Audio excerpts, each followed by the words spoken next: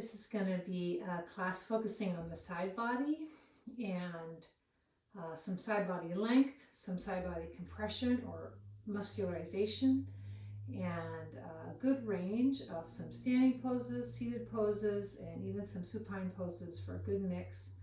Hopefully not a whole lot of use of props, and props are optional. If you want them, use them, but I've designed the sequence to not be super prop heavy. So to start, we'll start with 3 rounds of Om. Be seated.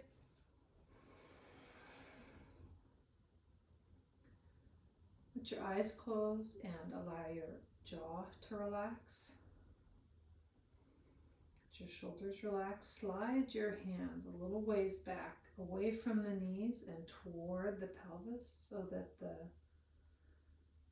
weight of the arms hangs down and not forward. And you can leave your hands here or bring your hands together at the heart. Take a breath in.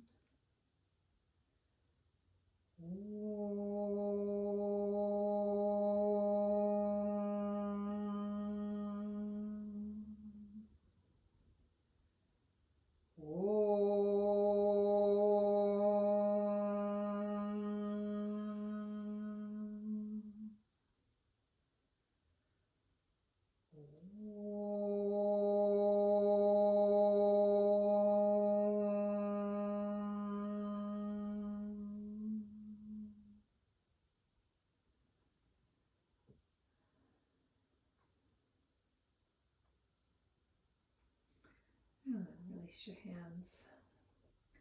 And we'll start standing, so go ahead and bring yourself up to standing.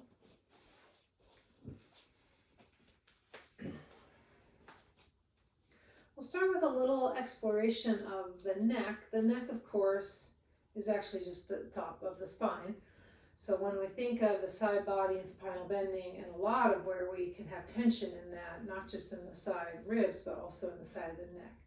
So start with sort of a funny little thing. Take your finger and poke it on the very top of your head, so it feels kind of funny. And then just turn your head to the right and turn your head to the left. And get a sense of sort of really turning on the axis. And switch fingers just for the sake of it. And get that feeling of not dropping the head forward or back, not tilting the head sideways. So this action, looking to the left and looking to the right, we'll call this turning. Now, switch fingers again, and actually use your finger to bring the top of the head to the right. Here you can feel that the left side of the neck is elongated and the right side of the neck is contracted. A lot of times then the right shoulder will kind of jump up. So see if you can move your right shoulder down and bring your head a little bit more. So you're getting some stretch there. And then come back up and switch fingers. And using your fingertip, lure the top of your head. So this action we'll call tilting, or like a side body stretch, but for our purposes we'll call it tilting. So the left ear comes toward the left shoulder, and the left shoulder goes down away from the ear to really keep some contraction here and some length on the right side. And then come back up to neutral. Switch fingers again. Tilt your head to the right. And now turn your head to the right. So you're looking down to the ground on your right. And your head is tilted to the right. So your head is turned to the right and tilted to the right. Now, keep your head tilted to the right, but turn and look up. Turn to the left. And reach your left arm down a little bit more vigor. This is a nice stretch in the left side of the neck. Turn your head back to neutral so you're looking straight ahead and come back up. You don't want to do a whole lot of this down in the legs and torso. So you want to feel the torso is pretty stable. So just keep your legs strong and stable. Tilt your head to the left and now turn your head to the left. So we're combining these actions. We'll put these into more complex poses as the practice goes on, but it's nice often to just isolate the action. So keep your head tilted to the left, but turn your head to the right. Keep the right leg strong, keep reaching down through the right arm. It's a little bit more, if the right arm and the right leg are active, the stretch on the right neck is a little more activated. Turn back to the center, still tilting to the left, and then come back up all the way to neutral. Turning and tilting, make sense of it all. Hopefully it's not too confusing. Now interlace your hands loosely behind your head. So by loosely, I just mean my hands are back here. They're not touching the head, but I'm also not gripping my head. They're providing sort of a contact point of information. So you can feel if you just sort of lightly turn your head. Now instead of having the axis point on the top, our fingertip on top of the head, turn your head to left and right and feel your head sort of slipping, sliding across the back of your head, sort of sliding across the palms of your hands as you look toward the left elbow, toward the right elbow. Keep the shoulders, prevent the shoulders from bouncing up or drawing up. And then come back to the center, neutral.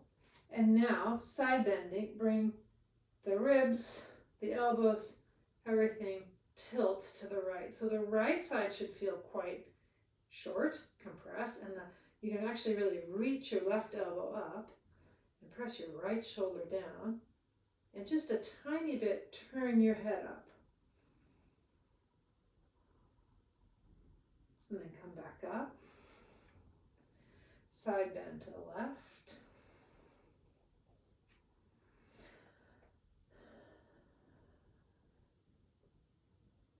Reach the right elbow up, left shoulder down, and then just a little bit, turn your head to look up toward the right elbow. Keep the shoulders down,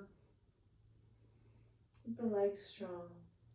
Press your head a little bit back in your hands, just gently. Come back up. Press your head back into both hands, and then release your arms and be in Tadasana. Very often, release. Very often when we're side bending, there's a tendency to also drop the head, drop the chest, and kind of buckle forward. So a lot of what we're going to work on today in today's class is getting the side length and the side bending action without crumpling in on ourselves or closing in on the pose.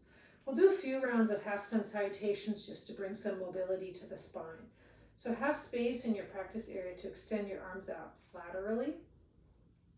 Feet can be right together, or if you prefer, feet can be a bit apart. It's personal choice. Stand down through the legs. Inhale, reach out and up through the arms. Exhale, dive forward, draw down and in. Release the neck. Inhale, extend your chest forward, come halfway up, and exhale, fold back, down, and in. Inhale all the way up, rise up. Exhale, hands at the heart, release. Inhale, arms up. Exhale, dive forward, draw down and in. Inhale, come up high enough to stretch the front of the spine. Exhale, fold back down and in. Inhale all the way up. Exhale, hands at the heart. 3 more times, go at your own speed. Stay connected to the breath.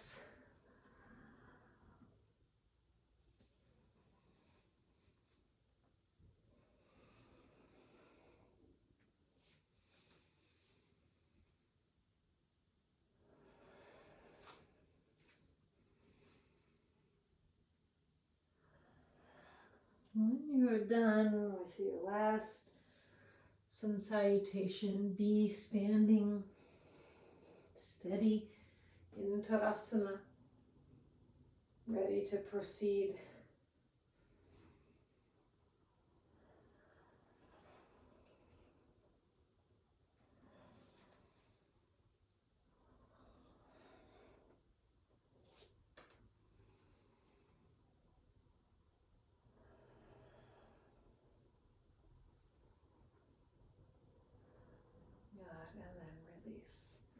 And we'll do a little bit of kneeling work. So if it's helpful for you to have a blanket, I have hardwood floor, so I usually put a blanket down when I'm kneeling just to soften the conditions for my knees. And then come to sitting in Vajrasana, where you sit on your heels. If this amount of flexion, knee bend, fold in the knees isn't viable or optional, is not available, then get another blanket, put the blanket between your heels and your buttocks, and of course you can use 2 blankets, 3 blankets. So now I've broken my promise about not using too many props. It depends on how these things feel in your body. You could also do this sitting in a chair if you need to if you need to take the knees out of it. So interlace your fingers, press the palms forward, and bring the knuckles to the top of your head. And often the shoulders will come up, so release the shoulders down. Slightly press the elbows back, and then push the hands up, straight up, like you're balancing a stack of dinner plates on your hands. Draw the navel in, and you can feel actually that not only is this lengthening the spine and the arms, but you can feel this and you can see that it gets into the side body. So honestly, the first side body actions that we do are simply lengthening the whole spine, the whole system. Basic length is good to do before we go too much into more robust targeted length. Bring your knuckles back to the top of your head. Bring your hands in front of you and look down, and you'll see that you either put your right index fingers on top of the log pile, switch it around. If the left one was on top, switch it around. Again, knuckles to the top of the head, elbows back. You can use your knuckles on the top of the head like we did with our little finger point at the very beginning. Navel in, stretch your arms up, give yourself some length. And of course, not all arms will get all the way straight. Some of you, the arms will need to be more forward because of shoulder considerations. So do what you can, do something. Better to do something than nothing at all. Good, and then release the arms and bring the hands down. Now, like we did before, hands back behind your head. Turn your head a couple times, left and right. Just feel the back of your head sliding. Try not to push your head forward. If anything, feel your head very slightly pushes back. So as you turn side to side, your chest stays up. Now come back to the center, chest up. Very slightly the head pushes back. Side bend to the right. So the left elbow comes up, right shoulder comes down.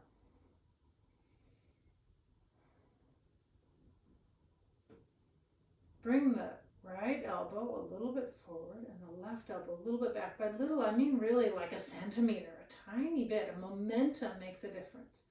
Bring your right hand down to the ground or maybe to a block if you're up high, and extend your left arm overhead.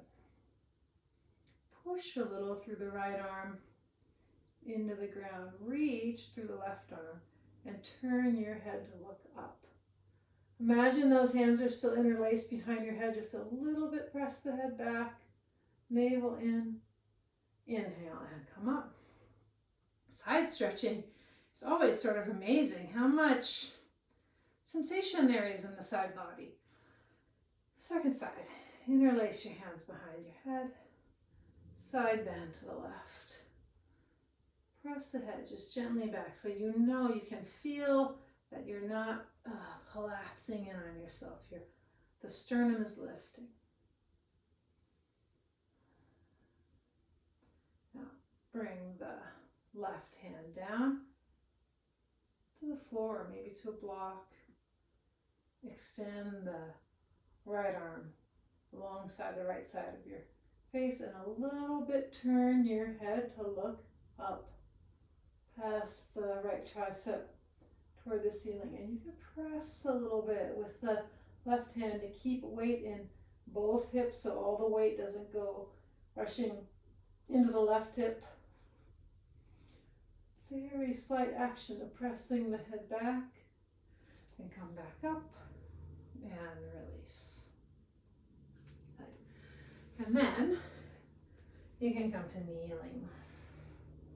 And we'll do Parigasana. Parigasana is a great pose. It means gate pose, like a gate to get in and out of the back door. And I think the reason that Mr. Anger offers for that name is because very often gates have that slanting diagonal board to stabilize all the boards. So you'll see this pose has a diagonal kind of an action. So kneeling on your left leg, bring your right leg out to the right. And you can have it a little bit forward, but not super, super forward. It's more out to the side, like warrior two. Now, interlace your hands behind your head. Push down through your left knee, draw your navel in, make yourself long. Now turn your whole ribs, your chest, your torso, look to the right.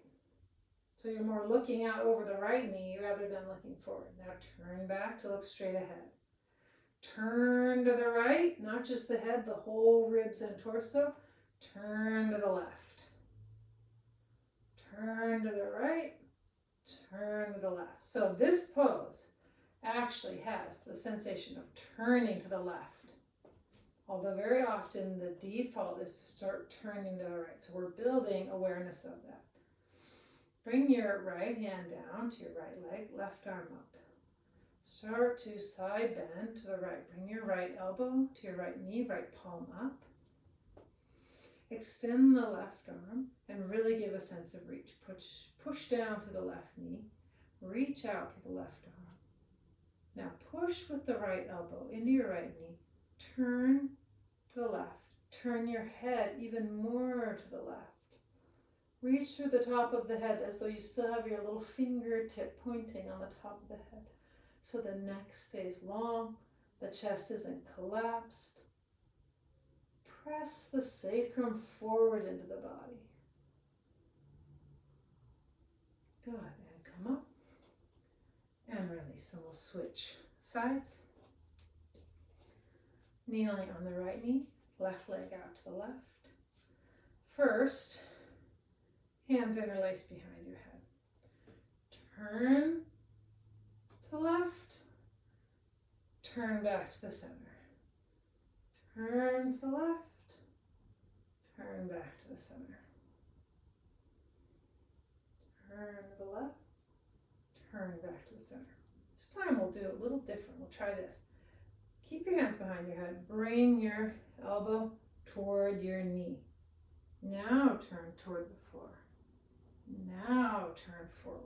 That's the feeling. Turn toward the floor, turn forward, and then bring your left elbow to your left knee. Extend your right arm. So you get that feeling of unfurling, unpeeling, rather than rolling toward the floor. There's really a feeling of opening. Press the sacrum forward. Head a little bit back. Turn your head and gaze even more to the right. Past the right tricep. Make the right arm as firm and straight as you can. And come all the way back up. And then releasing. Good, and we'll do downward facing dog.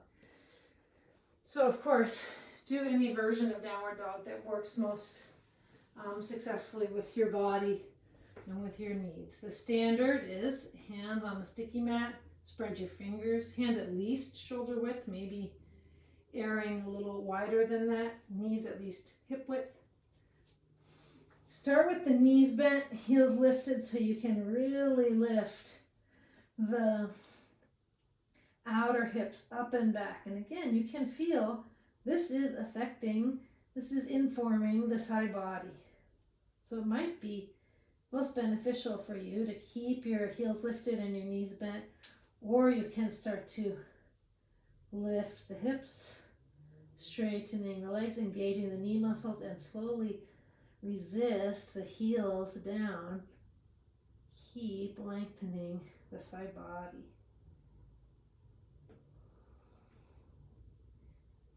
Think of Downward facing dog, among its many attributes and effects, is also the side body. So see if you can feel that and bring your attention to that aspect of the experience. And then walk your hands and feet toward one another, hands to the hips, and come up to standing. Now, some standing poses. So, I'll start with Parshva Konasana, Uttita Parshva Konasana, extended side angle. Give yourself a big wide stance on your sticky mat. Turn your right toes out and your left toes in. If you like to use a block for this pose, of course, have your block.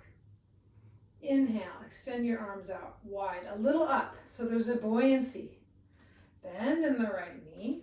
Reach out with your right arm. Bring your right elbow to your right knee, or of course your hand to a block if you prefer that. Now bring your left hand behind the back of the head. And like we did in Parigasana, turn your whole ribs, your whole chest, and look down towards your right foot. Now push through the right leg, push through the right elbow, turn yourself open. Turn down. This is not, a terrible action or an incorrect action, but we want to feel, now push yourself open. We want to feel that opening quality. Like when you watch a nature documentary and they have that beautiful footage of a flower bloomings, and it's so beautiful to watch. Turn down, push, and turn to the left, turning yourself open. Turn your gaze even more up, and then extend your left arm alongside the left ear.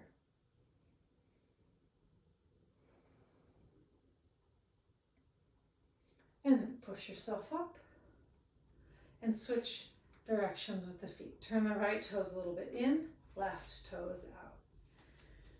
Inhale, the arms out wide. Exhale, bend, reach out, left elbow to left knee, right hand behind the back of your head. Turn the whole ribs, abdomen, chest, head, gaze, look down. Now stabilize the leg, stabilize your left arm, turn and look forward or even up. Turn down, just repeat it a few times and capture that feeling of opening. The next time that you turn up, stay there and feel that although the big obvious movement of the pose has stopped, feel that there's a sort of continual momentum of opening. That the tide hasn't turned back, so no part of you is turning still toward the floor. And then extend your right arm. Even you can turn your gaze more and look up. The neck is long.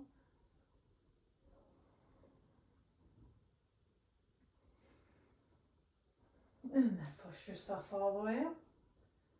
And release. Turn the left toes forward. And then step the feet together. Be in Tadasana for a moment. Long and neutral.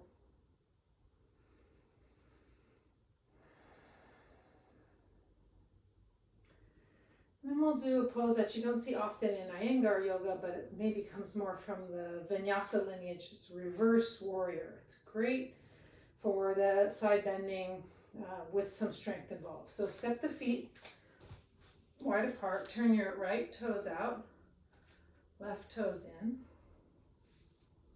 Inhale, both arms up. Give yourself some length, that same reach and length along the sides of the body. Feel your side ribs lifting out of your waist and bend in the right knee. Bring your left hand down to your left leg, palm up. Send your right arm out. Turn the right palm up. Now slowly slide the left hand down your left leg and reach the right arm straight up toward the ceiling. A lot of times when we do this, the right leg will start to straighten. So deeply bend into the right knee. Lift up through the right arm. Let the right hip move down and the right arm reach up. Look up toward the top hand. So big compression on the left side of the waist. Come back, warrior two. Straighten the right leg. Release. Zing! Let's switch sides. Right toes in, left toes out. Inhale your arms up for extra length. Bend in the right knee and the left knee. Bring your right hand down to your right leg, palm down. Left arm up. Turn your ribs a little bit to the left. Look up and start to slide your right hand. Keep your right leg straight. Nice thing about this pose is you can actually feel your back leg, which we don't get with your right hand. We don't get that opportunity often. And know that that left leg is almost certainly starting to straighten. So be brave. See if you can bend the left leg a little more. It's a big compression on the right side, a big length on the left side. Push yourself up. Turn the left toes forward. And be here, feet wide apart, toes turned in. We'll do Prasarita Padottanasana, but we're going to do it in a particular way. I'll turn sideways, you stay as you are.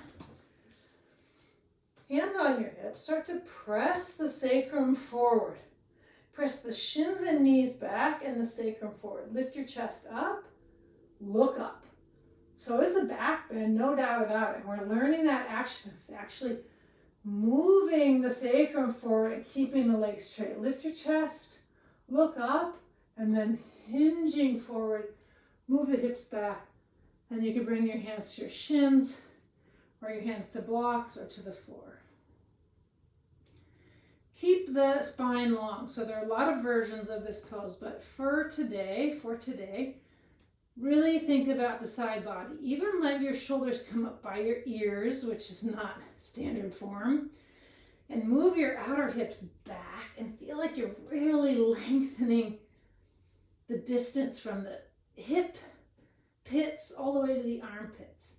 And then broaden your chest and move the shoulders down away from the ears. So the waist feels long, spine feels long, side body feels long, legs are engaged. Gaze a little forward, mostly so you can be sure that the head is not dropping. If you need to be a little bit gentle with your body, you can bend your knees on the way up. If you're feeling strong and sassy, keep your legs straight and bring your hands to your hips. And push yourself all the way up. Hips forward, chest up, look up, and then come back to neutral and step the feet together. And be in Tadasana.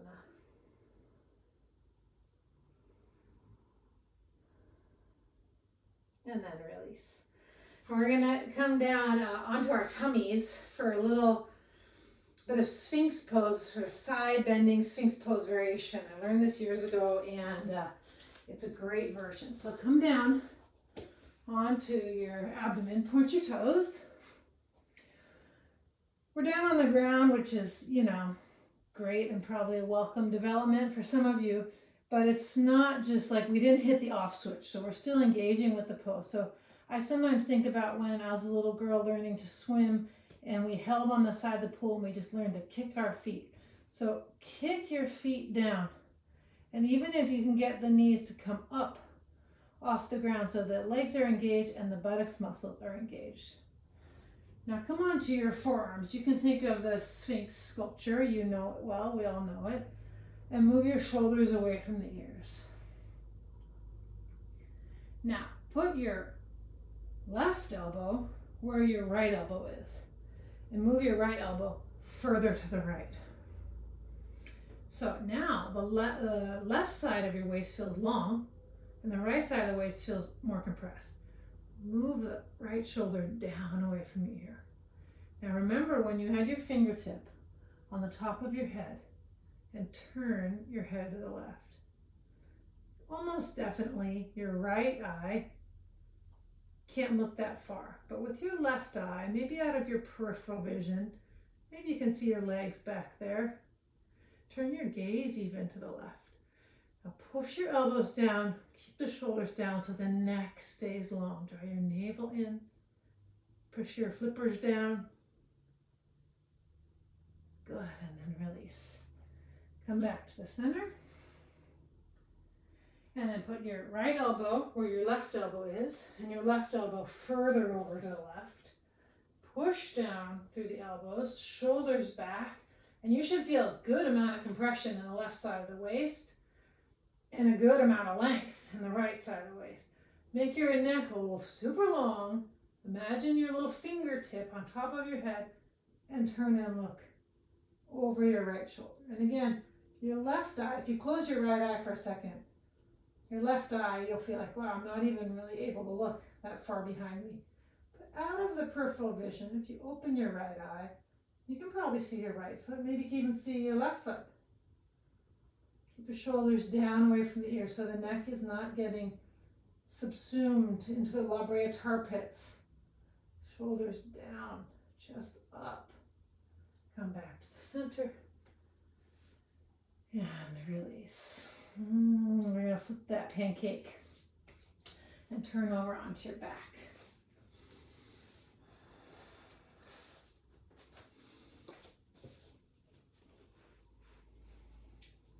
Bend your knees, plant your feet, and like we did when we were seated, interlace your fingers and bring the knuckles to the top of your head. Elbows to the floor if you can, or out wide, even if they don't quite come to the floor. And then extend one leg straight and then the other, so both legs are straight on the floor. Stretch out through your heels and extend your arms straight overhead. Some of you, your pinky fingers will touch the floor, and many of you, they won't. It's fine if they're up off the ground. So we're getting some very just sort of basic, essential length here. Reach the tailbone toward the heels. Reach the nape of the neck toward the fingers. So there's length through the spine, length through the sides of the torso. Good, and then release and extend the arms a bit apart. Still overhead, but a little wide apart. And step your feet wider apart. So maybe your wrists are on the front corners of your mat and your shins, calves are on the bottom corners of your mat. So you're making a big star shape. Now, bring your right hand over towards your left hand. You have to listen a little bit. Use your left hand to grab your right wrist and pull. And now bring your right leg and cross it over your left leg.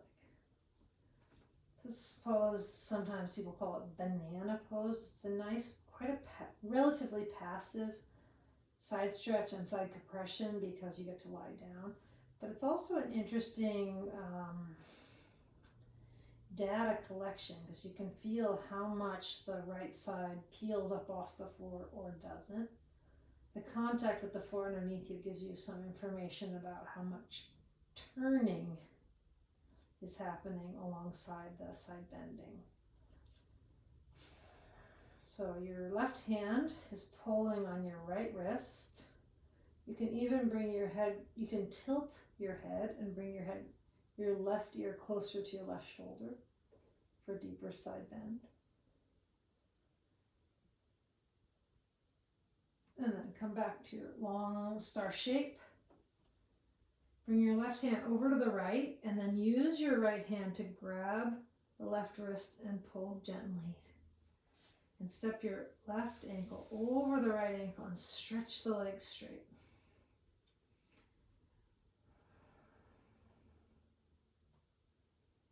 Draw the navel in so you got good stability right there in the middle of the pose. If you want, you can bring your head closer to your right shoulder. You can bring the right shoulder down away from the ear. And those actions will emphasize even more. They will amplify the side bending experience. Keep the legs strong and straight so they're not nimby legs. They're strong, active legs, even though you're lying down. Good. Open up, expand back into that big wide star shape. Give yourself a good stretch and length. Pull the pubic bone toward the navel and the tailbone toward the feet so you get an abdominal action, which can actually feel like a bit of relief for the low back.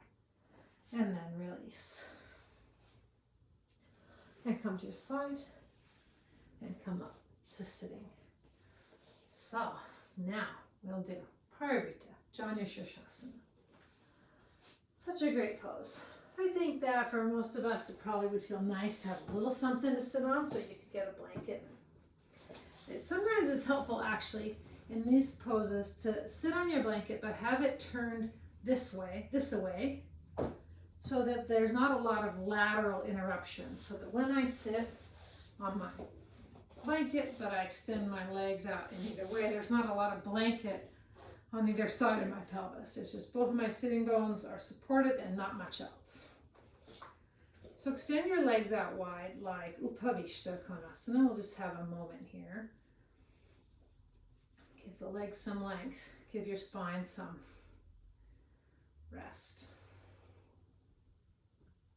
We're going to go to the right first. So take your left hand underneath your left knee and your left knee. And gently place your left heel sort of near the left groin or near the pubic bone. If you want to make it a little bit more open, you can move the left heel further to the left. And if you want to make the pose a little bit closer, less intense, you can keep the heel more toward the pubic bone. So you can decide which in that range, or you can experiment as you practice. Uh-oh, interlace your hands behind your head.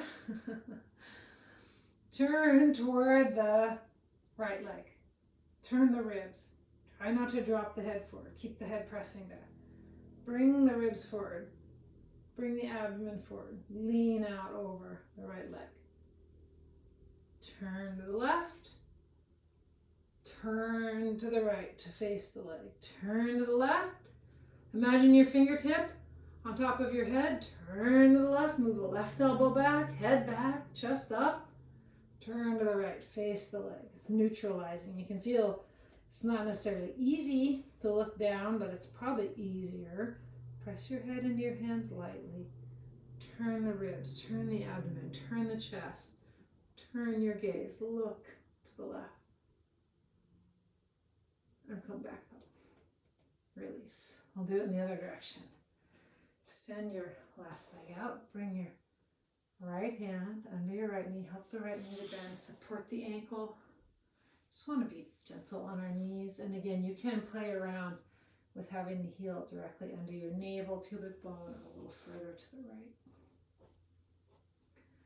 Interlace your hands behind your head. Turn to face the leg and hinge forward. Now turn to the right. Turn to the left. Turn to the right. Open yourself. Turn the leg. Try not to close yourself. Open. Turn and open. Head back. Chest up. Shoulders down. Turn and look down without bringing the shoulders up, without dropping the head. Even here, you can press the head back. Keep the chest open. One more time. Turn to the right. Head back. Sacrum into the body. Come up and release.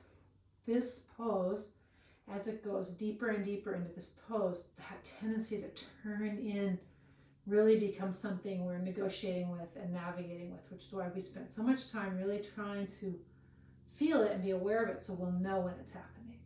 So we'll switch sides again. And this time there are lots and lots and lots of phases to this pose. So I'll keep talking and you just carry on until you feel like, no, that's enough for my body. Or even maybe you go one step too far and you think, oh, it's a little too much. I've lost my sense of composure or control. I'm going to go back a level. So bring your left hand under your left knee, bend your knee. Use your ankle, your hand to support your ankle. Get your foot in place. The foot is pointed and actually the foot is turned up. So I'm not like this, like tree pose, but I've pointed the foot. I've even turned the shin. Sometimes you can even turn from below. So the shin is turning that way. And that is actually quite helpful for the pose. Sit yourself upright. Feel weight on both hips. You can give a little shimmy shimmy, a little hula shimmy. Now, put your finger on top of your head. We'll go back there. Turn your whole body to the left. right away you might feel a lot more weight came in the left hip. So try to keep some weight in the right hip. Bring your right hand down to the right leg. Lift your chest. Keep turning to the left. And you can slide your right hand to your shin, or to your ankle, or to your foot. Now right about here, some of you will start to feel the right side fading and the chest dropping and the head coming forward. So press the sacrum forward. Lift the chest, head back like you've got your hands interlaced behind your head. You could even bring your left hand behind your head. If you can reach the foot, you can stay here, or you can turn the right arm so the right palm faces up and grab the ball of the right foot from below. You can stay here. You can start to bend the right elbow. Keep the head back, sacrum forward, head back. You can bring your elbow down to the inside of your right knee. Watch that tendency to collapse. Keep the head back, chest up. And then you can extend your left arm over alongside the left ear. And even you can bend the left elbow, reach and catch the outside of the right foot. Keep turning, turning, turning. The elbows go wide apart. It's a big side stretch. Can't say we didn't warn you. Head back, chest broad, look up, turn your head to the left, look up, and then release and come up. Phew-wee. Second side. Extend your left leg out to the left. Bring your right hand under your right knee. Bend the knee. And again, you can go from underneath and actually pull the top of the shin back towards you a little so that the leg is like, if it's log rolling away from the sticky mat. Sit yourself up tall, do your little teeny hula shimmy, and feel that there's weight equally in both hips. Now start to turn to the right and bring your right hand back behind you. This is a great place to start the pose. So you might feel like this is where I'm going to stay. I don't need to go any more than this. That's fine. You can bring your left hand to your left leg. You keep turning your torso and your gaze to the right, but the left hand reaches back and finds the leg.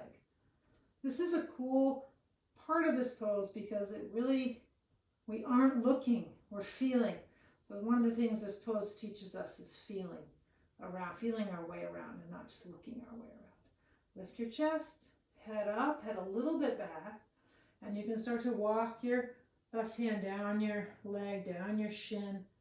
Keep the chest up, keep turning to the right. You could bring your right hand behind your head and gently use it as just a reminder to keep the head back and the shoulder down. If you can reach your left foot with your left hand, this is a great stopping point. Or you can turn the left hand palm up so you can grab the ball of the big toe from below, and you can start to bend the left elbow, and the elbow might come to your shin, or you might slide it down along the inside of the calf toward the floor, and if it comes to the floor you can start to bring it forward away from the knee. Extend the right arm straight, keep turning to the right, and some of you, if you can, you may catch the right foot, turning, turning, turning. Keep the neck long. Keep that sense of not collapsing or turning toward the floor, but unfurling. And then release and bring yourself all the way up. Bring your left hand to your left knee, bend the left knee. You can come from below with the left shin, and again, draw the top of the shin back towards you and be in Sukhasana, easy pose. If this isn't easy or comfortable for you, sit in a position that is at ease for you. So you can just sit upright for a moment. Let the spine be neutral.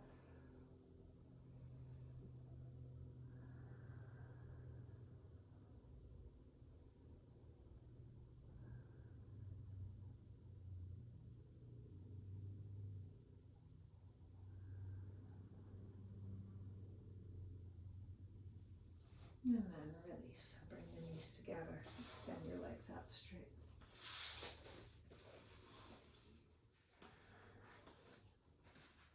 Then we'll do a little extension before we end.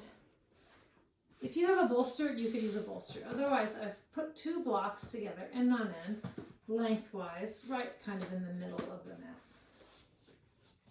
This is the part I mentioned at the end where you will certainly need some props.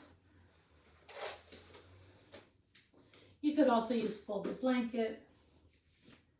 If you want something lower, softer, that's all fine. Now take a strap and make a loop so that you can see, if you watch what I'm going to do, I'm going to put my feet in the loop. So I hope you can see the strap. It's kind of across the top of my foot, right by the top of my ankle down to my heel. And it's on both feet. And then I'm going to push down and tuck so that I'm on my sacrum and lie back down. What I really want the block is on my tailbone, closer to the hamstrings than to the waist. Look how, if you look for a moment, you can see my waist is nowhere near my block. Well, it's near my block, but it's quite a distance. And then one leg at a time, extend your legs out and straighten the legs. Push down through your shoulders, lift your chest, extend the arms, look straight up toward the ceiling. The strap on the legs is so nice. It gives the legs something to work with so they can find this interesting middle ground between relaxing and engaging. So the legs aren't limp, they aren't shavasana legs, but they have the support. If this is hurting your low back, almost certainly it means the blocks are too high, more on your sacrum and your waist than on your tailbone. So the block on my block is really underneath my pubic bone and my hip flexors. It's quite south. Again, watch that the shoulders are coming together underneath you so the chest is buoyant, lifted. This is a variation on bridge pose, so let's say to Bandhasana. So you should be able to feel that connection.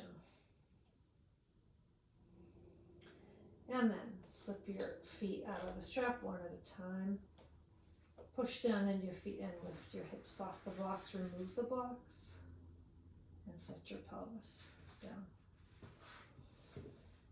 Draw your knees in toward your chest. You can hold the backs of the knees or you can hold the shins. Give yourself a little squeeze. Maybe it even feels good to lift your head off the ground and really be a roly-poly. Armadillo, and then release.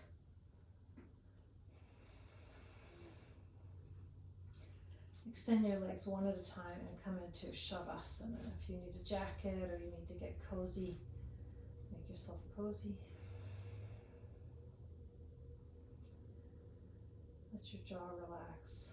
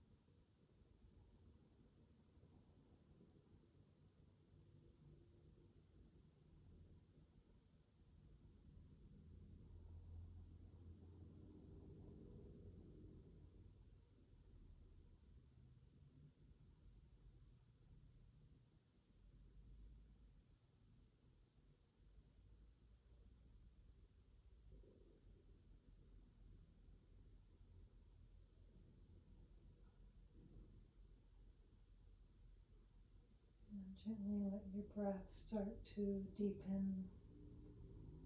If you have time and you feel at rest, it's always a good idea to do a longer shavasana.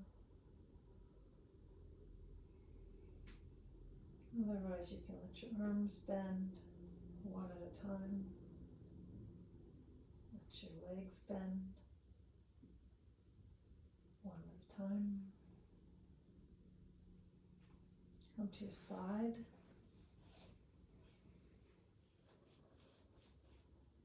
And gently press yourself up.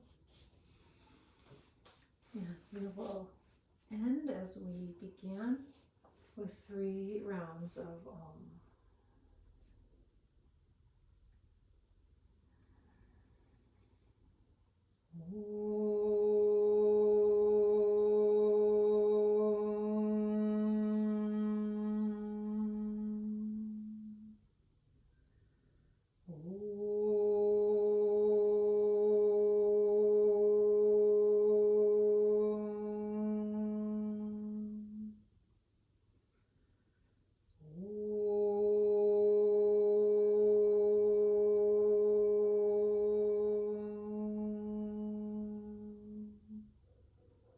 Lift your chest, bow your head. Om Shanti. Release your hands and lift your gaze. I hope that practice was nourishing for you. Thanks for practicing together.